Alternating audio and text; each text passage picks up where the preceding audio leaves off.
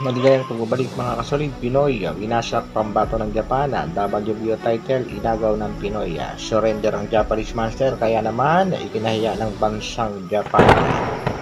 Canelo Alvarez nagbigay naman ng mensahe sa Saudi Arabian matchmaker promoter na si Mr. Turki Al-Sheikh. Yan ang ating mga pag-uusapan mga kasolid. Para sa ating unang balita, Canelo Saul Alvarez tuluyan ang inayawan ng matchmaker ng Saudi Arabia. Ito nga ang naging pahayag ni Mr. Turki Al-Sheikh. I don't want it anymore. Warning interest in Canelo versus Crawford would explore other big fights. Pero may belta naman itong si Saul Canelo Alvarez at sinabi nga nito kay Mr. Turki Al-Sheikh, tells Crawford to fight Teofimo Lopez. Kung gusto nga daw ng magandang laban ay ikasan itong si Mr. Turki Al-Sheikh ang laban itong si Terence Bud Crawford kontra dito sa naghahamong si Teofimo Lopez. Yan nga naging pahayag nitong si Canelo Saul Alvarez. Ano naman kaya magiging tugon dito ng Saudi Arabia promoter? Samantala mga Japanese champion na medyo inaalat.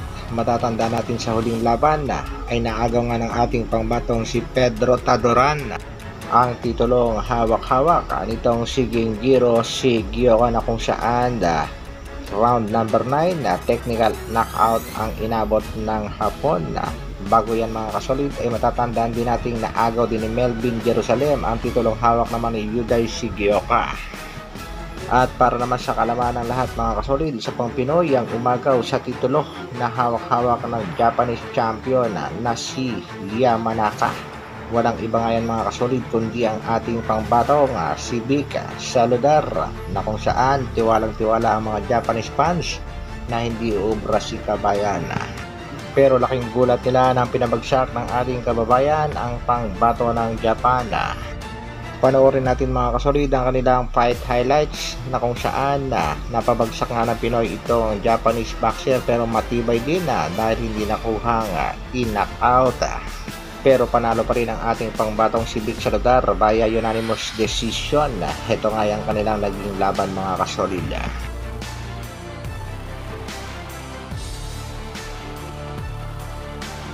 Sa kasalukuyan sa huling apat na laban ng ating pangbatong si Vic Saludar ay nakuha niya ang panalo, technical knockout at knockout ang inabot ng mga nakalaban.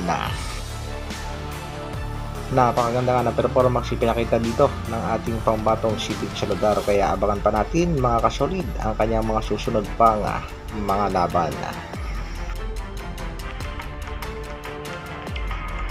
Sa kabilang balita naman mga kasolid, pangbato ng Japan na tinaguriang Japanese Monster tila kinakahiya ng ilang mga boxing fans sa Japan dahil ngayon sa pag-atras o pag-surrender nitong si Naoya Inoue sa naging utos ng WBA na labanan niya ang kanyang mandatory na si Murudjun Akhmadaliev at sa halip nga ay mas pinili nitong Japanese master na labanan na itong si TJ Doheny.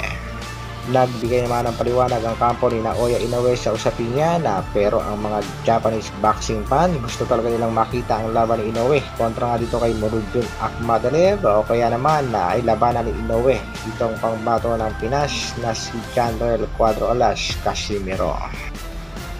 For info mga kasolid, Agosto na ngayon at sinasabi ngang September ang laban nitong ating pangbatong si Cuadro Alas Janrel Casimiro pero wala pa rin paramdam ang Treasure Boxing promotion regarding sa laban. Ano sa tingin nyo mga kasolid? Matutuloy kaya ang laban ng ating pangbato ngayong buwan ng September o mabibigo ang mga boxing fans sa matagal na paghihintay ng laban? Pagdating naman kay Kuya Lods, ito ang kanya naging pahayag. Tuloy ang laban, Mexicano ang kalaban. Hanggang dito na lang muna mga kasolid. Maraming salamat sa patuloy na pagsuporta at panonood. Isang like naman dyan at sa mga bago, pa-share na rin ang ating video. Mabuhay, Dr. Alvin Vlogs, bro.